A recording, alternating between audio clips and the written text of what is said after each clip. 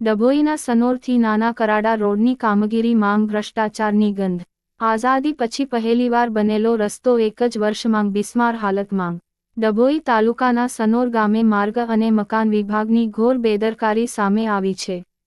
સનોરથી નાના કરાડાને જોડતા કરોડોના ખર્ચે બનેલા નવા માર્ગની કામગીરી છેલ્લા એક વર્ષથી અધવચ્ચે અટકી પડતા ગ્રામજનોમાં ભારે રોષ જોવા મળી રહ્યો છે. નવાઈની વાત એ છે કે આઝાદીના દાયકાઓ બાદ આ વિસ્તારમાં પહેલીવાર પાકો રસ્તો બની રહ્યો હતો. પરંતુ તંત્રની નિષ્કાળજી એ ગ્રામજનોની ખુશીને ક્ષણિક બનાવી દીધી છે. ગ્રામજનોનો આક્ષેપ છે કે રોડના નિર્માણમાં હલકી ગુણવત્તાનું મટીરીયલ વપરાયું છે. રોડ પર ઠેર ઠેર ખાડા પડી ગયા છે અને સાઇડ સોલ્ડરિંગની કામગીરી પણ અધૂરી છોડી દેવામાં આવી છે. રસ્તા પર બનાવેલા નાળાની સુરક્ષા માટે તૈયાર કરાયેલી પ્રોટેક્શન વોલ પહેલા જ વરસાદમાં પત્તાના મહેલની માફક ધરાશાયી થઈ ગઈ છે, જે કામગીરીની નબળી ગુણવત્તાની ચાડી ખાય છે. રસ્તા પર કોઈ પણ પ્રકારના સૂચના બોર્ડ કે રેલિંગ લગાવવામાં આવી નથી, જેના કારણે અકસ્માતનો ભય સતત તોળાઈ રહ્યો છે. છેલ્લા એક વર્ષથી ગ્રામજનો સરકારી કચેરીઓના ધક્કા ખાઈ રહ્યા છે, પરંતુ માર્ગ અને મકાન વિભાગના જવાબદાર અધિકારીઓ સંતોષકારક જવાબ આપવાને બદલે ઉડાઉ જવાબો આપી રહ્યા છે. આઝાદી પછી પહેલીવાર અમારા ગામને પાકો રસ્તો નસીબ થયો હતો, પણ ભ્રષ્ટાચારને કારણે આ રસ્તો બનતાની સાથે જ તૂટી ગયો છે. અધિકારીઓ અમારી વાત સાંભળવા તૈયાર નથી.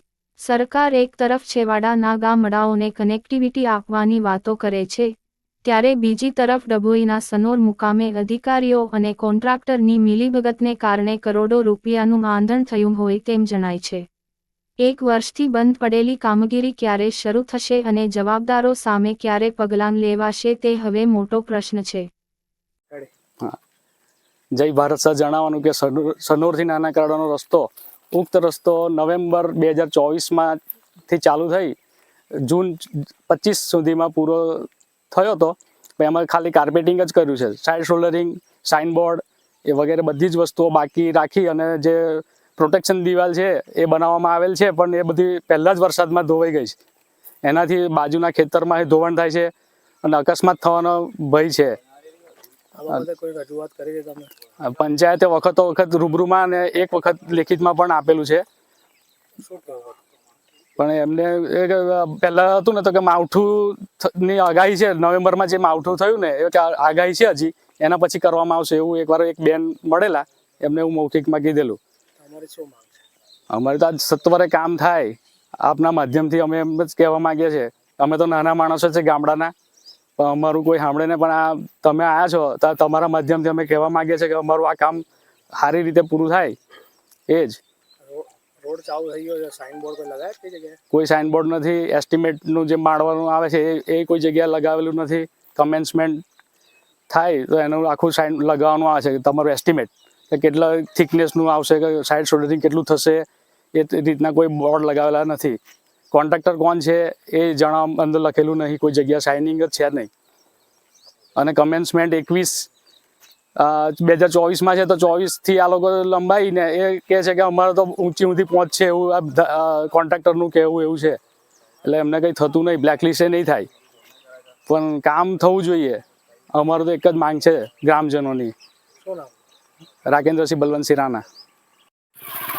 તમારી બાજુમાં પ્રોટેક્શન વોલ ઘસડી ગઈ છે. હા સાહેબ, મારું તો તમારા માધ્યમથી જે તે અધિકારીને એક જ વસ્તુ કહેવા માંગીશ કે જે તે સમયે જ્યારે આ રોડનું કામ ચાલુ થયું છતાં જ્યારે પ્રોટેક્શન દિવાલનું કામ ચાલુ થયું, બાજુમાં ખેતર મારું છે, એમાં પ્રોટેક્શન દિવાલનું જે કામ ચાલુ કર્યું જે તે ટાઈમે મેં એમને જણાવ્યું હતું કે તમે અહીંથી જ ના તોડશો, મારા ખેતરનું ધોવાણ થશે. બરાબર, આજ પહેલું જ ચોમાસું હજુ ગયું, મારા ખેતરનું ધોવાણ થયેલું છે. હવે હજુ તો બીજું ચોમાસું બાકી છે. હજુ પ્રોટેક્શન દિવાલ પણ ઢસડી ગઈ છે. પ્રોટેક્શન દિવાલનું બી આખી આડી જ પડી ગઈ છે, મતલબ સમજો. તો હવે મારા ખેતરનું શું થશે હાલત? એની જવાબદારી કોણ લેશે? જે તે અધિકારી લેશે કે મારે કોની પાસે જવું પછી આગળ? તમે કોન્ટ્રાક્ટરને કીધું તો શું કીધું એમને? જે તે સમયે જ્યારે મારે કોન્ટ્રાક્ટર તો સાથે વાત નથી થઈ, પણ એમના જે સુપરવાઇઝર ને બધા આવ્યા હતા એમની સાથે વાત થઈ હતી, તો એમને કીધું તમારી જે હાલતમાં અત્યારે તમારું છે તે જ હાલતમાં તમને આપી દઈશું અમે.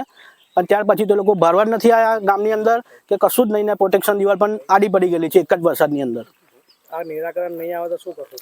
આ નિરાકરણ નહીં આવે તો અમે જે તે બધા ગ્રામજનો ભેગા થઈને ગાંધી ચિંતામાં આંદોલન કરશું. કારણ કે એક દિવાલનો પ્રશ્ન નથી, આ જ્યાં જેટલી બી સંરક્ષણ દિવાલ બની છે બધી જ દિવાલ ધરાશાયી થઈ ગયેલી છે. સાઈડોમાં હજુ માટી મેન્ટલનું કામ બાકી છે. સાઈડોમાં નાના કરારથી સનો સુધીમાં 4 થી 5 નાળા બેસી ગયેલા છે. કોઈ જગ્યાએ સાઇનબોર્ડ નથી અને આ નાના કરારથી સનોની વચ્ચે એટલા ભયંકર વળાંક છે કે જ્યાં સાઇનબોર્ડની ખાસમાં ખાસ જરૂર છે. એના લીધે એક્સિડન્ટનો ભય પણ છે. કાલ ઉઠીને કોઈ જાનહાનિ થઈ એની જવાબદારી કોણ લેશે? મારું નામ પ્રફુલ્લસિંહ સુરેન્દ્રસિંહ ચીકલિયા, ગામ સનોર.